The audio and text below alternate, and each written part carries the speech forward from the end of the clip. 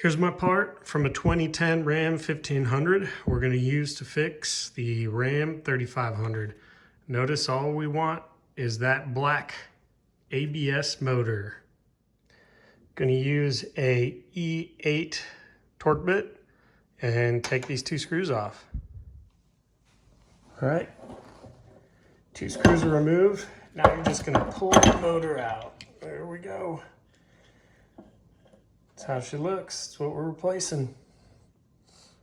All right, verify this motor is good. We're going to measure the resistance, which is the ohm, the omega symbol of this motor, and make sure it's not an open circuit. Boom, 0.3 ohms, which is great.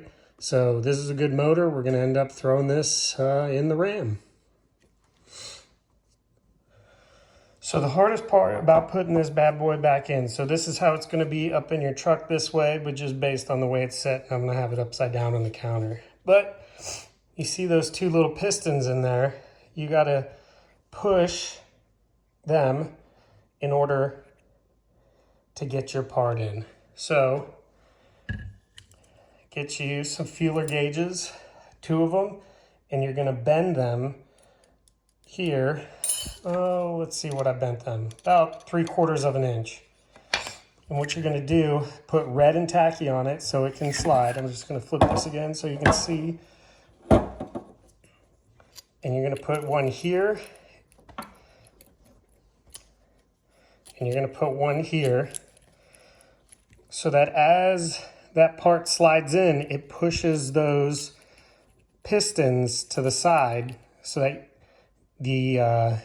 the rotating motor can go inside of those pistons. All right, so you see I put a little bit of painter's tape, and then my shims are in there, and I've got some red and tacky on it. So take the motor, make sure you put the 2-prong connector down in the hole. Just be careful, it's got to be aligned pretty decently. Now what you're going to do is kind of push, finagle it back and forth. You see it? Oh, boom, just took it. All right, so now the hard part is trying to pull these out. So in order to pull them out, I rotate them. Don't let it pop out on you because you don't want the pistons. Rotate them to try and get them off of the piston. Use vice grips or something of the sort.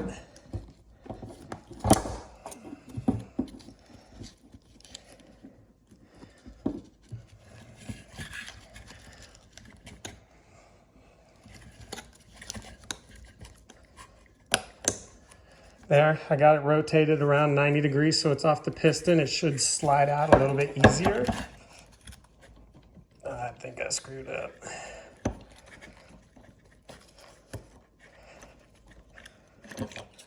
Yep. All right, let's try it again. All right, here we go, take 2. It's no easy chore, I know. Put it in there, work it back and forth. There we go.